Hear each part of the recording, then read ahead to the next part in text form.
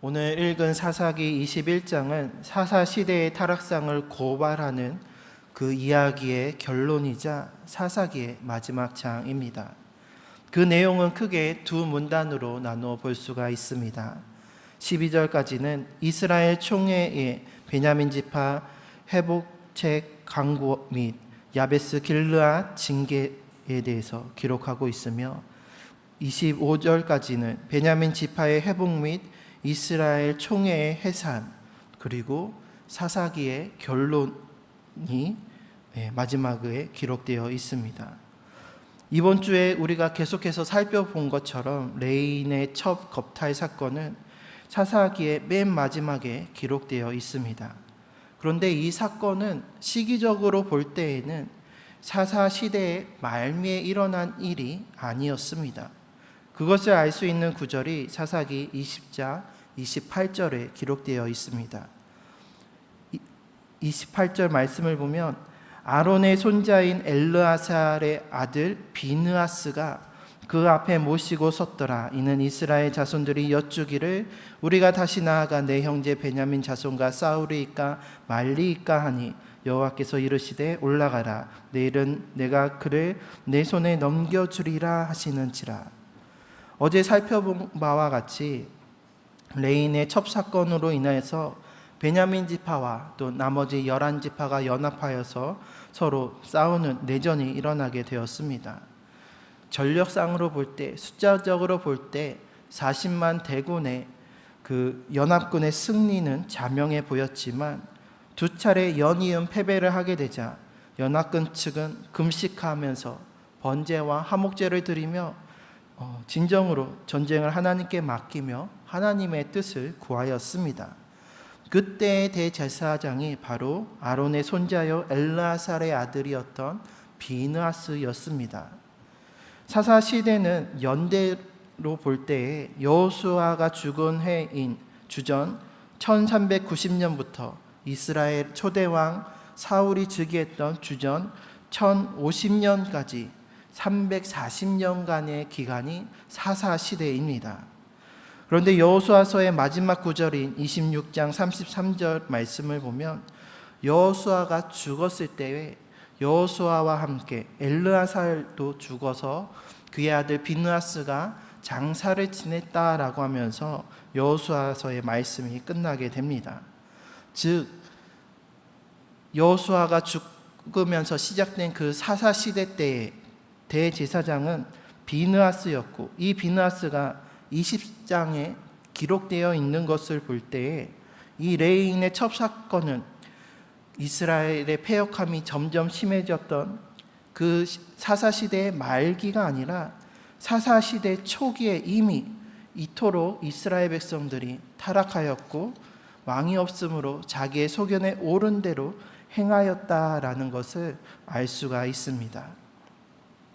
사사기를 보면은 1장에서부터 18장까지 16장까지 그 여호수아의 죽음부터 12사사의 이야기들이 시간의 순서로 쭉 기록되어 있는데 그 기존의 방식을 이어가지 않고 사사시대 초기에 있었던 비느하스 시대에 있었던 그 사건을 맨 마지막으로 배치했던 그 이유는 바로 이것을 통해서 사사시대의 타락함을 보여주고 이것을 통해서 사사기 기자가 강조하고자 했던 그 결론을 나타나기 위함이었습니다. 오늘 사사기 기자가 사사기를 마치면서 쓴 결론이 무엇입니까? 바로 21장 25절에 이르기를 그때 이스라엘의 왕이 없으므로 사람이 각기 자기의 소견에 옳은 대로 행하였더라. 즉 사사시대의 이 모든 혼란함, 그리고 사사들이 등장하고 하지만 또다시 그것을 망각하고 죄를 범죄하고 하나님의 도움을 구했을 때 다시 하나님께서 사사를 보내주시고 또 그것을 잊고 타락하는 이러한 죄의 순환이 계속해서 반복되었던 그 이유가 바로 왕이 없으므로, 왕이 없다 여기며 사람들이 각기 자기의 소견에 옳은 대로 행하였기 있기 때문이었다라는 것이었습니다. 특별히 사사기의 마지막에 기록되어 있는 레인의 첩 사건들을 보면은 이 사건에 등장한 인물들은 모두가 다 자기의 소견에 옳은 대로 행하는 자들이었습니다. 이 사건의 발단이 된 레인을 보면 어떠합니까? 그는 하나님의 거룩한 성막에서 봉사하고 또 이스라엘 백성들에게 하나님의 말씀을 가르치며 신앙교육을 하기 위해 구별받은 레위지파 사람이었습니다. 그 누구보다도 거룩하고 성결해야 할 레위인이 첩을 두었다라는 것입니다. 그리고 자기의 첩이 능욕을 당하고 죽게 되자 자기의 소견에 옳은 대로 이번에는 그 시신을 12조각 내어서 이스라엘 사방으로 보내는 잔혹한 일을 서슴지 않았습니다. 그러면서 미스바 총회에서 이 사건을 고발하면서 이 레위인은 이렇게 이야기합니다. 이스라엘 자손들아, 너희가 다 여기 있은즉 너희의 의견과 방책을 낼지니라 라고 말하고 있습니다. 레위인으로서 먼저 하나님의 뜻을 구하지 아니하고 너희의 의견과 방책을 내라 하면서 사람의 뜻을 구하고 있는 것을 볼 수가 있습니다. 또 베냐민 지파 사람들이 그 레위인 일행들을 맞아주지 않았을 때 그를 맞아주었던, 그래서 자기 집에 유숙하게 하였던 에브라임 산지 출신의 노인은 또한 어떠했습니까? 그 또한 자기의 소견에 옳은 대로 행했던 자였습니다. 기브아의 불량배들이 동성애의 행음을 하려 레인을 끌어내려고 했을 때 그 노인은 그 불량배들을 향해 이렇게 말하였습니다. 보라, 여기 내 처녀딸과 이 사람의 첩이 있은즉 내가 그들을 끌어내리니 너희가 그들을 욕보이든지 너희 눈에 좋을 대로 행하되 오직 이 사람에게는 이런 망령된 일을 하지 말라라고 이야기하고 있습니다.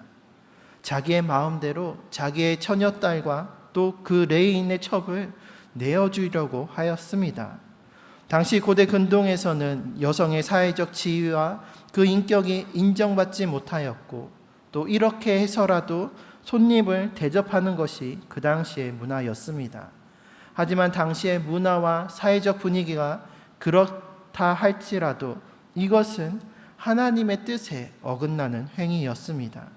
그러면서 그 노인이 뭐라고 말합니까? 너희 눈에 좋을 대로 행하라. 다시 말하면 너희의 마음대로, 너희의 소견에 옳은 대로 행하라라는 말을 하고 있다라는 것입니다.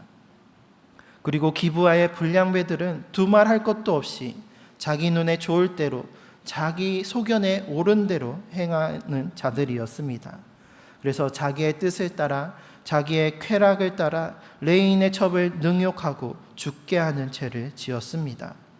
베냐민 지파 또한 기브아의 불량배들의 그 죄를 부끄러워하지 아니하고 오히려 그들의 뜻대로 행하여서 그들을 옹호하고 이스라엘 연합군과 전쟁하는 길을 택하게 되었습니다. 또 이스라엘 연합군은 어떠했습니까? 어제 살펴본 바와 같이 그들 또한 자기의 소견에 옳은 대로 행하는 자들이었습니다. 하나님의 뜻을 먼저 구하는 것이 아니라 자신들의 뜻과 생각과 계획을 앞세워서 전쟁을 하고 심판할 것을 자신들의 뜻대로 결정하였습니다. 모든 것을 자신들의 소견대로 결정해 놓고 그 후에야 하나님께 나아가서 우리 중에 누가 먼저 나아가서 베냐민 지파와 싸우는 게 낫겠습니까? 라고 물었던 것이었습니다. 이처럼 이 레인의 첩사건에 등장하는 모든 인물들은 모두가 다 왕이 없으므로 자기의 소견에 옳은 대로 행하는 자들이었습니다. 그 결과가 무엇이었습니까?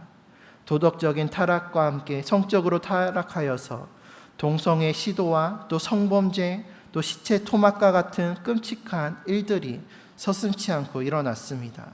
또한 더불어서 같은 민족이 분열되었고, 그래서 베냐민 지파와 또 이스라엘 연합군 모두가 서로 피를 흘리며 죽이는 동족 상잔의 비극이 일어나게 되었습니다. 그리고 오늘 우리가 읽은 21장에서는 여전히 자기의 소견에 옳은 대로 행함으로 인하여서 갈수록 가관인, 갈수록 태산과 같은 일들이 계속해서 일어나고 있음을 볼 수가 있습니다. 세 차례 걸친 전쟁 끝에 연합군의 승리로 내전이 끝났지만 이로 인하여서 양쪽 모두가 많은 피해를 입었습니다. 그 가운데 베냐민 지파는 그 지파가 사라질 위기에 처하게 되었습니다. 내전을 통해서 베냐민 지파의 모든 사람들을 남녀노소를 가리지 않고 그 가축까지도 다 죽였고 이제 장정 600명만이 살아남아 있었습니다. 그런데 미스바 총회에서 누구든지 자기의 딸을 베냐민 사람에게 주는 사람과 결혼시키지 않겠다라는 맹세를 하였기 때문에 장정만 남은 그 베냐민 지파는 아내를 얻을 수가 없었습니다. 이대로 가면은 그 대가 끊어져서 사라질 수밖에 없는 상황이 되어버린 것이었습니다. 이때 이스라엘 백성들은 또다시 자기의 소견에 옳은 대로 행하게 됩니다.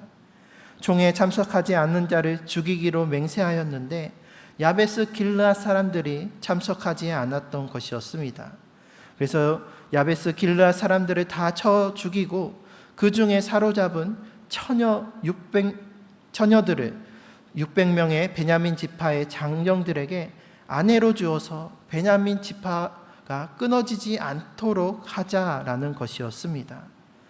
하지만 그렇게 했음에도 야베스 길르앗의 처녀들 400명으로는 부족하였습니다. 그래서 이번에는 여호와의 명절에 참석하기 위해서 실로로 모인 그 여인들을 보쌈에서 아내로 삼으라고 베냐민 지파에게 이야기를 합니다. 그러면서 하는 말이 무엇이었습니까?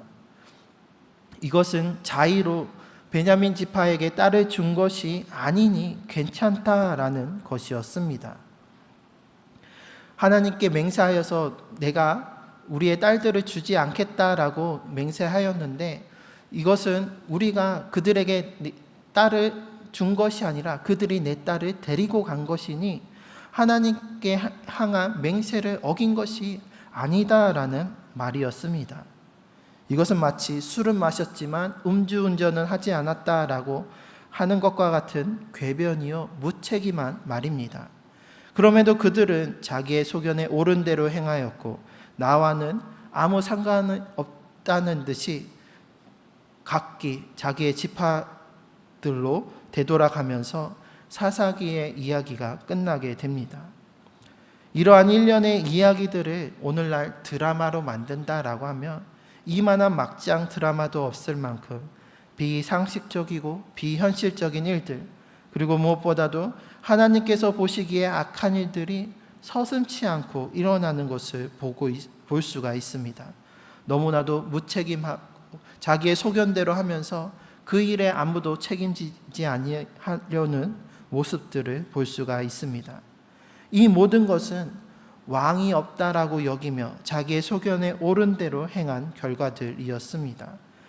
이스라엘 백성들이 하나님을 왕으로 섬겼다면, 하나님의 뜻을 구하고 하나님의 뜻대로 행하였다면 있을 수 없었던 일들이 계속해서 반복되고 나타났던 시기가 바로 사사 시대였습니다. 왕이 없다 여기며 하나님만을 왕으로 섬기지 못한 결과였습니다. 그런데 이 19장에서 오늘 21장까지의 기록을 읽으면 왕이 없이 행한 것과 더불어 또 없는 것이 하나가 또 있습니다. 그것은 바로 이름이 없다라는 것입니다.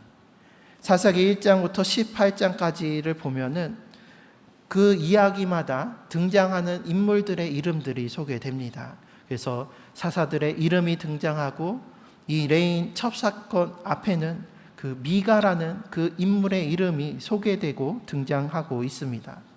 그런데 사사기의 마지막 사건이자 결론부인 이 19장에서 21장 말씀을 우리가 다시 한번 자세히 살펴보면 이곳에 등장하는 인물들의 이름이 단 하나도 기록되어 있지 않음을 볼 수가 있습니다. 레위인도 어떤 레위 사람이라고만 소개되어 있고 첩이나 첩의 아버지 또 레인의 일행을 맞이해준 노인, 기브아의 불량배, 베냐민 지파와 또 나머지 이스라엘의 연합군, 그 어디에도 사람의 이름이 기록되어 있지 않음을 볼 수가 있습니다. 사사기 기자는 이전과 달리 누구의 이름도 밝히지 않고 익명으로 처리하고 있습니다. 왜 그렇게 했을까요? 가장 대표적인 해석은 그것은 이 사사시대의 이러한 죄악이 누구 한 사람의 잘못이 아니었기 때문이었습니다.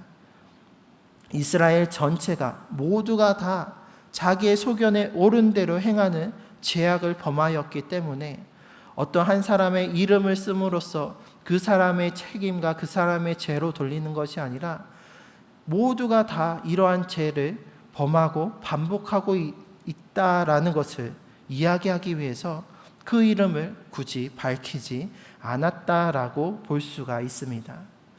또 다른 해석을 한다고 한다면 하나님의 택함받은 백성인 이스라엘 백성들이 자기의 소견에 옳은 대로 행하면서 저지른 이 죄악이 너무나도 끔찍하여서 차마 그 이름을 기록할 수 없는 것이라고 할 수도 있습니다. 또한 하나님을 왕으로 섬기지 않고 자기의 마음대로 행하면서 정작 자기의 잘못을 책임지지 않으려 함을 익명성으로 표현한 것이라고 볼 수도 있습니다. 이름이라는 것은 자신의 존재를, 나를 나타내는 수단입니다. 그리고 우리는 그 이름에 맞는 책임적인 삶을 살아가야 합니다. 그래서 우리는 흔히 어떠한 약속을 하거나 또 어떠한 책임을 다할 때 내 이름을 걸고 한다라고 말하기도 합니다. 그런데 레인의 첩사건에서는 이름이 하나도 등장하지 않고 있습니다. 이것은 그들 모두가 자기의 소견에 옳은 대로 행하면서 정작 자기의 이름을 걸지 않고 자기의 책임을 지지 않고 그 책임을 저버리는 삶을 살았던 것이었습니다. 하나님께서는 하나님의 사람들에게 새 이름을 주셨습니다. 그래서 아브라함에게는 아브라함이라는 이름을, 야곱에게는 이스라엘, 또 예수님께서는 시몬에게 베드로라는 이름을, 그리고 사울은 바울이라는 새 이름을 허락해 주셨습니다. 이처럼 이름을 바꿔주셔서 새 이름을 주시는 것은 그 사람의 존재 자체가 바뀌었다라는 것입니다. 즉 주님 안에서 이제는 새로운 피조물, 하나님의 백성이요 하나님의 자녀로 새롭게 거듭남을 의미합니다. 그런데 우리에게 또한 새 이름을 주셨습니다. 우리에게 주신 그 새 이름은 바로 그리스도인이라는 이름입니다. 그리스도인이라는 그 이름은 바로 우리가 하나님의 자녀로서 하나님의 백성으로서 살아가야 할 우리의 이름이자 우리의 정체성입니다. 그런데 과연 우리는 그 이름에 합당한 삶을 살아가고 있습니까? 아니면 또 오늘 본문의 인물들처럼 자기의 이름을 숨긴 채 인명성에 하나님의 백성으로서 살아갈 책임을 저버리고 자기의 소견에 옳은 대로 살아가고 있지는 않는지요. 그래서 오늘 말씀, 우리가 읽은 말씀과 같이 차마 입에 담기에 어려운 잔혹하고 또 부끄럽고 비상식적인 일들로 인하여서 하나님의 이름을 망령되이 하고 하나님의 이름이 이방 사람들에게 모욕받게 하고 있지는 않는지요. 바라건대 자기의 소견에 옳은 대로 살면서 하나님의 이름을 망령되이 하는 것이 아니라 우리에게 주신 그리스도인이라는 그 이름에 합당한 삶을 살아감으로써 하나님의 뜻대로 살아가며 하나님의 이름을 높이는 우리 모두가 되시기를 바랍니다. 이전에는 그리스도인이라고 하면은 믿지 않는 사람들도 그 이름을 인정해주고 신뢰해 주었습니다. 그래서 예수님을 믿지 않지만 그래도 그리스도인이라고 하면은 뭔가 그들은 그래도 세상과는 다르다, 세상 사람과는 다르다는 인식들이 있었습니다. 제가 고3 시절 때에 수능을 준비하면서 주일에도 학교를 가야 하는 때가 있었습니다.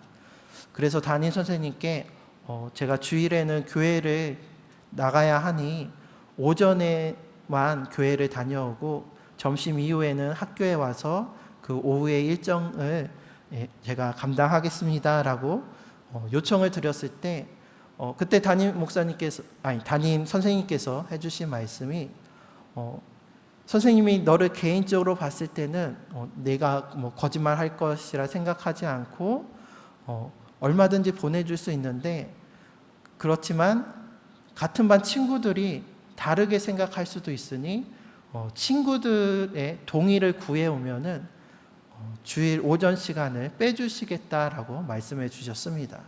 그래서 이제 조회 시간에 친구들에게 상황이 이러해서 내가 오전에 교회 가서 예배를 드리고 빨리 와서 점심 이후에는 함께 해도 되겠냐라고 친구들에게 양해를 구한 적이 있었습니다.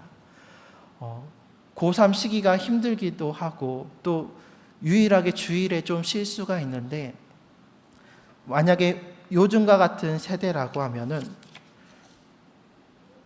가만히 쉬라고 인정하지 않고 쟤도 쉬는데 저도 쉴래요 라고 하면서 반대하는 목소리가 나오기 쉬울 것이었습니다. 그런데 감사하게도 그때 당시에 저의 친구들은 모두가 저를 인정해주고 그 주일날 교회를 다녀오고 나서 학교에 오는 것을 모두가 동의해 주어서, 그래서 예배를 드리고 나서 학교에 다 갔었던 기억이 납니다. 그때만 하더라도 정말로 그리스도인은 그래도 뭔가 다르다라고 인정해 주었던 시기였던 것 같습니다. 하지만 지금은 어떠합니까? 기독교라고 부르지 않고 오히려 개독교라고 이야기하면서, 예전에는 세상과는 그래도 다르다라고 여겼는데 이제는 세상과 다를 바 없다, 오히려 세상보다 더하다라는 것이 세상 사람들의 평가이지 않습니까? 최근에 나온 자료를 보면 기독교윤리실천위원회에서 기독교에 대한 국민들의 신뢰도를 조사한 자료가 있습니다. 그 자료를 보면은 2008년부터 2023년도까지 기독교를 신뢰한다, 신뢰하지 않는다를 놓고 조사를 했습니다. 그 결과를 보면은 보시는 파란색 부분이 신뢰한다라는 의견이고 하늘색은 보통이다라는 의견입니다. 그리고 베이지색으로 된 부분이 별로 또는 전혀 신뢰하지 않는다라는 의견입니다. 근데 보시는 그 통계표와 같이 세월이 지날수록, 오늘날에 이를수록 교회를 신뢰하지 않는다의 비중이 점차 늘어나고 있는 것을 볼 수가 있습니다. 그래서 지난 2023년에는 조사를 해보니 74%의 국민들이 교회를 이제는 신뢰하지 않는다라고 이야기하고 있습니다. 참으로 안타까운 현실일 수가 없습니다. 지난 시간에 얘기 드린 것처럼 이번 파리 올림픽에서도 기독교를 조롱하고 모욕하는 행위가 서슴지 않게 전 세계에 공개가 되었는데, 그것을 통해서 우리가 잘못된 것을 지적해야 되는 것은 마땅하지만 한편으로는 우리 자신을 또한 되돌아봐야 할 것 같습니다. 어찌하다가 우리 기독교가, 우리 그리스도인들이 이토록 세상의 조롱과 멸시를 받게 되었는가? 그 잘못을 세상만 탓할 수 있는가? 그렇지만은 않습니다. 항상 뉴스나 언론을 통해서 보면은 조용할 것만 같으면 교회에서 일어나는 문제와 사건들이 쉬지 않고 보도가 됩니다. 그래서 교회 안에서 벌어지는 성적인 문제, 또 권력으로 인해서 다툼의 문제, 또 재물로 인한 횡령과 또 재물로 인한 여러 가지 범죄의 일들이 세상과 다를 바 없는 그 일들이 교회 안에서 일어나고 있는 그러한 안타까운 현실을 오늘날 우리는 목도하고 있습니다. 그래서 여전히 오늘날에도 그래서 그리스도인이다라고, 나는 예수님을 믿는 사람입니다라고 담대하게 말하기가 부끄러운 그런 시대를 우리는 살아가고 있습니다. 그래서 오늘 사사기의 그 인물들의 이름이 드러나지 않는 것처럼 이제는 그리스도인으로서의 이름을 떳떳하게 드러내는 것이 부끄러운 지경에 이르고 있습니다. 하지만 이러한 상황 속에서 우리는 그리스도인으로서 참된 본을 보이며 하나님의 이름을 높이는 삶을 살아가야 합니다. 사도행전 2장 47절 말씀을 보면 하나님을 찬미하며 또 온 백성에게 친송을 받으니 주께서 구원받는 사람을 날마다 더하게 하시니라 라고 기록하고 있습니다. 초대교회가 비록 로마에 의해서 박해받고 핍박받았지만 세상으로부터 멸시받고 조롱받았지만 그 가운데서도 끝까지 그 믿음을 지켜냈습니다. 그래서 그 모든 박해와 환난 속에서도 그 믿음을 포기하지 않고 그리스도인이라는 그 정체성을 포기하지 않고 끝까지 그 신앙을 지켜나갔습니다.